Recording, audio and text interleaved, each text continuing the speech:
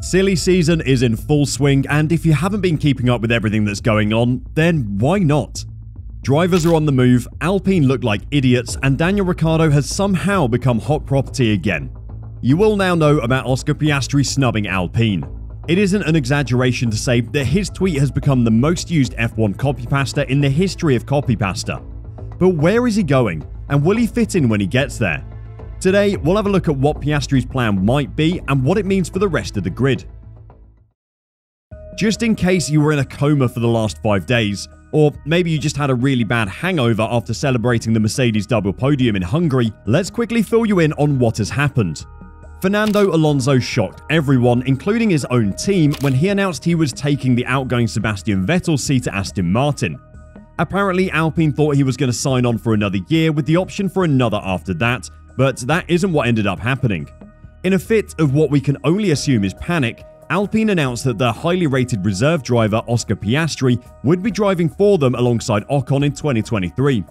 According to a tweet from Piastri an hour and a half later though, that won't be the case. The tweet read, "I understand that without my agreement, Alpine F1 have put out a press release late this afternoon that I'm driving for them next year. This is wrong, and I have not signed a contract with Alpine for 2023. I will not be driving for Alpine next year." As of making this video, 3 days after Piastri said he wasn't driving for them, Alpine's Twitter still has the announcement that Oscar will be driving for the team on their feed. There has been a whole host of speculation about what is going on and why Alpine think he's driving but Oscar thinks he isn't. The short explanation is there's a lot of contractual stuff going on behind the scenes and we can't see any of it, so we won't speculate on that. During all of this, Alex Albon announced he would be staying with Williams for another year and took the opportunity to poke some fun at Alpine. He rubbed salt in the Piastri-shaped wound by tweeting, "I understand that, with my agreement, Williams Racing have put out a press release this afternoon that I am driving for them next year. This is right, and I have signed a contract with Williams for 2023. I will be driving for Williams next year. Let's go at Williams Racing."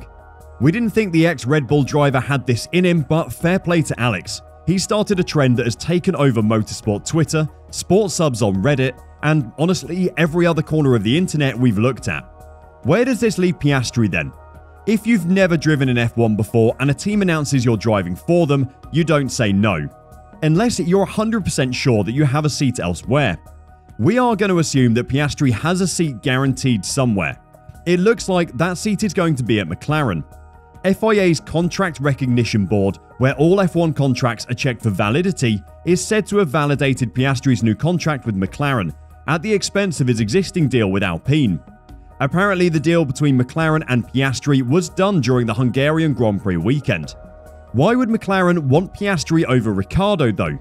Piastri has been regarded as motorsport's most talented youngster for some time. Piastri claimed 3 single-seater championships in a row from 2019, while his feat of back-to-back Formula 3 and Formula 2 titles is one only achieved before by Charles Leclerc and George Russell. But while Leclerc and Russell immediately landed seats in F1 after their triumphs, Piastri had to settle for being Alpine's reserve driver in 2022. He is obviously a good prospect, and looking at how Leclerc and Russell have performed since stepping into F1, a history of winning the junior categories is obviously a good setup for competing in the senior category as well. Is Piastri going to fit for McLaren though? That is a tough question to answer, to be honest. There are a few angles to consider. Firstly, will he suit the car?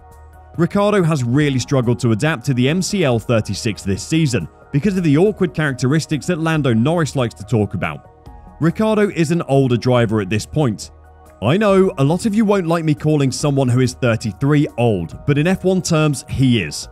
His age has been used as a reason for his struggles adapting to the awkward MCL36. As a 21-year-old who's never driven in Formula 1, it's probably safe to assume that Piastri will have a more malleable style than Daniel. Hopefully, that will be in his favour. Secondly, we should consider the man who will be his teammate, Lando Norris. Norris has been driving at McLaren for 4 seasons now. Next year will be his 5th. I know, we had to check that 3 times to make sure it was right, but he actually has been in the sport that long.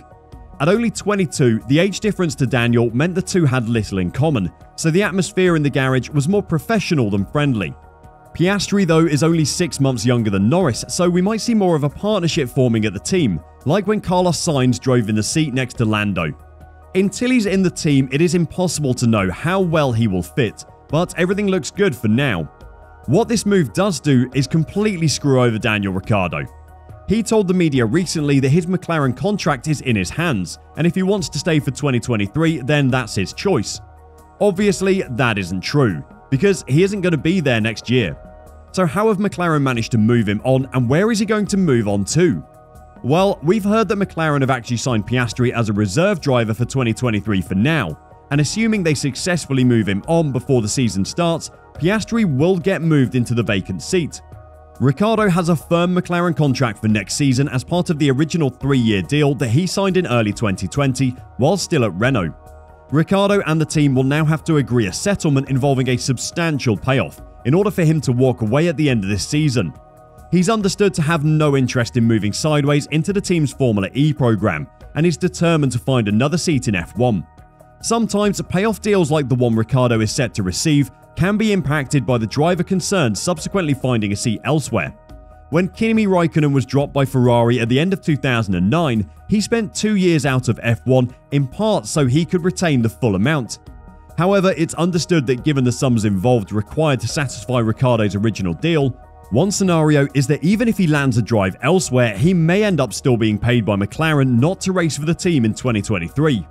It can't be fun having a team literally pay you to not race for them, but that is the reality of Ricciardo's situation, unfortunately. On the bright side for the lovable Australian, there is a queue of teams forming who are ready to take him on for 2023. According to ESPN, 4 teams have been in touch with him over the last 2 weeks to figure out his availability. One of them may well be Alpine themselves, who are now in a tricky situation. Alpine, who were Renault at the time, was a team that Daniel left to join McLaren back in 2021. While Daniel might have moved, the rest of the team has stayed much the same, and there are questions about how welcome he would be coming back to the team. Alpine boss Otmar Safnauer even admitted the door would be open to a potential return in 2023, should Ricciardo need to find a new home. I mean, if you look at Fernando for example, he comes and goes, and I think that happens to other drivers too, he said. And I don't think that's an issue at all. I think what we need to focus on, like I say, the plans that we have for the next 8 or 9 races. Would a move back to Alpine be a good fit for Ricciardo though? And would Ricciardo be a good fit for Alpine? Let's talk about Daniel in the Alpine seat first. The team has looked competitive so far this season. Both Fernando Alonso and Esteban Ocon, the current Alpine drivers, sit above Daniel in the Drivers' Championship. Whether that is down to him or the car though is up for debate. While both drivers have been able to consistently score points, they haven't secured a podium yet, unlike the McLaren car which got Lando Norris a 3rd place finish in Italy. Let's just say it wouldn't be a step up the ladder for Daniel. At best, it would be a step sideways. But more importantly, do Alpine want Daniel? It's quite easy to say here that they don't really have another choice. They could go with a rookie, but the number 1 choice, Oscar Piastri, has abandoned them in their hour of need. Every other desirable junior driver is either signed for McLaren already or is patiently waiting in the Mercedes garage for Lewis Hamilton to retire. From Alpine's point of view, Daniel might be the best of a bunch of bad choices. I know that might sound harsh, but the Australian hasn't impressed for a few years now. He is an old head who might be able to help guide the team forward, but he isn't going to do a better job of that than Fernando did, unfortunately.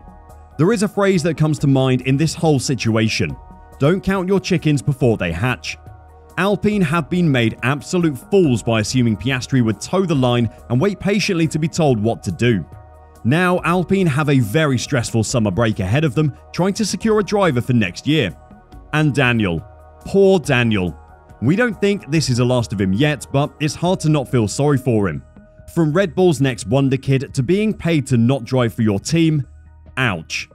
Want to know more about what is happening in F1? Then click the video showing on your screen now.